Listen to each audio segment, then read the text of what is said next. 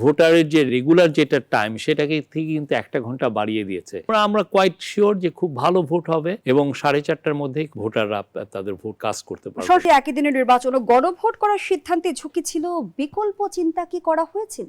না, দেখেন, গণভোট সবাই বেশিরভাগ পার্টিরই এটা আকাঙ্ক্ষা ছিল যে একদিনে হয়। এটা তো মহা একটা কর্মযজ্ঞ, একটা ইলেকশন অর্গানাইজ করা। বাংলাদেশে ভোটারের সংখ্যা আপনার মনে রাখতে হবে যে ভোটারের সংখ্যা 12,77,00,000 ভোটার। সেই 12,77,00,000 ভোটারের ক্ষেত্রে তাকে দিয়ে আমি বারবার একটার পর একটা আয়োজন করা, এটা খুবই টাফ। ফলে আমরা যদি পারি, আমরা ইলেকশন কমিশন এটা নিয়ে কাজ করেছে, তার একটা মক ট্রায়ালও দিয়েছে যে কিভাবে ভোটটা হবে, 2টা ভোট একসাথে করা যাবে কিনা, এবং তারা কনভিন্স হয়েছে। এই জন্য দেখবেন যে তারা কিন্তু ভোটারের যে রেগুলার যেটা টাইম সেটাকে থেকে কিন্তু 1 ঘন্টা বাড়িয়ে দিয়েছে। এখানে আধা ঘন্টা কমিয়ে আগে নিয়ে এসছে, 7:30টায় ভোট শুরু হবে, আর ওইখানে শেষটা করছে 4:30টার সময়। ফলে আমরা নিশ্চিত যে তারা এই 1 ঘন্টা বাড়িয়ে দিয়ে দেয়। আমরা আশা করছি যে ভোটার টার্নআউটটা ভালো থাকবে, এবং তারপরেও যদি ধরেন কেউ বাইরের দাঁড়িয়ে থাকে, সেটা নিয়ে তো অলরেডি ইলেকশন কমিশনে কিছু